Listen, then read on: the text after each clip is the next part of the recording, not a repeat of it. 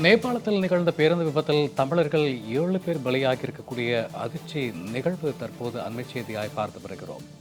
நேபாளத்தின் மனகாமனா கோவிலுக்கு சென்றுவிட்டு திரும்பும் வழியில் பேருந்து பள்ளத்தில் பாய்ந்த இந்த விபத்தில் தமிழர்கள் 7 பேர் உட்பட பலர் பலியாகியிருக்கக்கூடிய அண்மை தகவல்.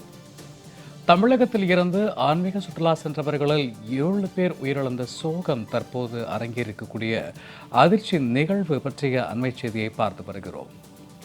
நேபாளத்தில் ஏற்பட்ட பேருந்து விபத்தில் தமிழர்கள் 7 பேர் பலியாகியிருக்கிறார்கள். இது குறித்த அண்மை தகவல்களோடு இணைகிறார் எமது செய்தியாளர் யோகேஸ்வரன். வணக்கம் யோகேஸ்வரன். மிக அதிர்ந்த நிகழ்வு ஆனது அரங்கேறி இருக்கிறது. குறிப்பாக தமிழர்கள் 7 பேர் உயிரிழந்திருக்கிறார்கள். எந்தெந்த பகுதியைச் சேர்ந்தவர்கள், மற்றவர்களுடைய விவரங்கள் என்ன யோகேஸ்வரன்? சூர்யா, தமிழ்நாட்டிலிருந்து வட மாநிலங்களுக்கு ஆன்மீக சுற்றுலா செல்லக்கூடியது அதிகரித்திருக்கக்கூடிய நிலையில் தமிழ்நாட்டினுடைய பொள்ளாச்சி பகுதியிலிருந்து கடந்த 7ஆம் தேதி அன்று 26 பேர் கொண்ட ஒரு குழு என்பது புறப்பட்டிருக்கிறது.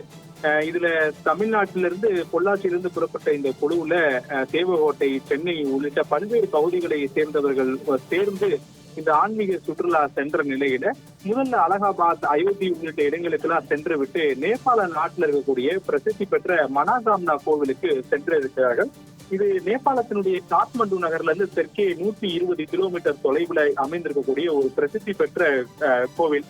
இந்துக்கள் குறிப்பாக நேபாள நாட்டிற்கு ஆன்மீக சுற்றுலாக்கள் சென்றால் இந்த வழிபாட்டு தலத்திற்கு கட்டாயம் செல்வார்கள். அந்த அடிப்படையிலே சென்றிருக்கக்கூடிய தமிழர்களும் அந்த கோவிலுக்கு செல்வதற்கு சென்ற போது அங்கு ரோப்கார் வசதி மற்றும் சாலை வசதி இருக்கிறது. ஆனால் சாலை வசதி மிகவும் அபாயகரமான பகுதியாக இருக்கிறது. காரணம், மிக குறுகிய சாலை வசதிகள். பெரும்பாலான சாலைகள்ல தார் ரோடு இருக்காது, கரடுமுரடான ஒரு சாலையாக இருக்கும். அதுல பெரும்பாலும் ரோப்கார் சேவையை தான் அங்கு செல்லக்கூடிய யாத்ரீகர்கள் பயன்படுத்துவார்கள். ஆனால் அன்றைய தினத்துல, அதாவது நேற்றைய தினம் இவர்கள் அந்த மனாகாம்னா கோவிலுக்கு சென்ற போது ரோப்கார் சேவையில அதிக அளவு கூட்டம் இருந்ததன் காரணமாக அங்க இருக்கக்கூடிய சில நபர்களுடைய உதவியோடு 2 மினி பேருந்துகளை எடுத்துக்கொண்டு அந்த கோவிலுக்கு புறப்பட்டிருக்கிறார்கள். அடிவாரத்திலிருந்து அந்த கோவிலுக்கு செல்வதற்காக. அப்படி 10 பேர் கொண்ட ஒரு குழுவும் 14 பேர் கொண்ட மற்றொரு குழுவும் தனித்தனி பேருந்துகள்ல பயணித்து விட்டு மனாகாம்னா கோவில்ல வழிபட்டு விட்டு மீண்டும் திரும்பிக் கொண்டிருந்த போதே 14 பேர் பயணித்த அந்த பேருந்து என்பது கட்டுப்பாட்டை இழந்து ஒரு 150 மீட்டர் பள்ளத்தாக்குல விழுந்து விபத்தை சந்தித்திருக்கிறது. இந்த பேருந்துல மொத்தம் 16 பேர் பயணிச்சிருக்காங்க. அதுல 2 பேர், ஒருவர் ஓட்டுநர் மற்றும் மற்றொருவர் ஓட்டுநருடைய உதவியாளர். இந்த 2 பேருமே நேபாள நாட்டை சேர்ந்தவர்கள். மீதம் இருக்கக்கூடிய 14 பேர் இந்தியர்கள், குறிப்பா தமிழர்கள் அப்படின்ற விவரங்களை நேபாள காவல்துறை வழங்கி இருக்கிறது. இந்த மினி பேருந்து விபத்துக்குள்ளான இடத்துல மொத்தம் 7 பேர் சம்பவ இடத்திலேயே உயிரிழந்திருக்கிறாங்க. அருகாமையில் வசிக்கக்கூடிய நேபாள நாட்டினரும் பாதுகாப்பு படையினரும் உடனடியாக மீட்பு பணிகளை தொடங்கிய நிலையில 7 பேர் உயிரிழந்து விட்டாங்க. அதுல 2 பேர் ஆண்கள், 5 பேர் பெண்கள் அப்படின்ற விவரங்களையும் வழங்கி இருக்கிறாங்க. இந்த ஆண்களை பொறுத்தவரையிலுமே முத்துக்குமார் மற்றும் அண்ணாமலை என்ற 2 பேர் உயிரிழந்திருக்கிறார்கள். மீதம் இருக்கக்கூடிய 5 பெண்கள் மீனாட்சி, சிவகாமி, விஜயா, மீனா, தமிழரசி உள்ளிட்ட 5 பேர் பெண்கள் உயிரிழந்திருக்கிறார்கள். மொத்தம் 7 பேர் உயிரிழந்திருக்கிறார்கள்.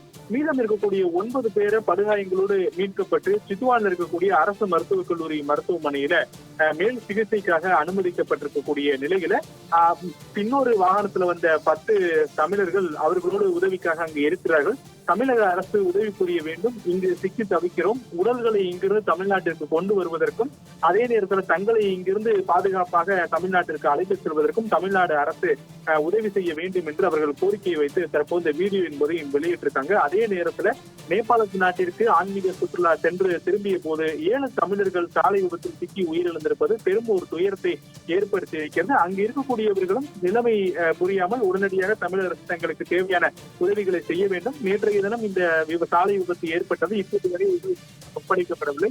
எனவே தமிழக அரசு இந்த விவகாரத்தில் தலையிட்டு உதவி செய்ய வேண்டும் என்ற கோரிக்கை என்பதையும் வைத்திருக்கிறார்கள். சூர்யா, நேபாளத்தினுடைய மனகாமனா கோவிலுக்கு சென்றுவிட்டு திரும்பும் வழியில் ஏற்பட்ட விபத்தில் பலியானவர்களுடைய நிலை மற்றும் மற்றவர்களுடைய விவரங்கள் குறித்தான கூடுதல் விவரங்களுக்கு நன்றி யோகேஸ்வரன்.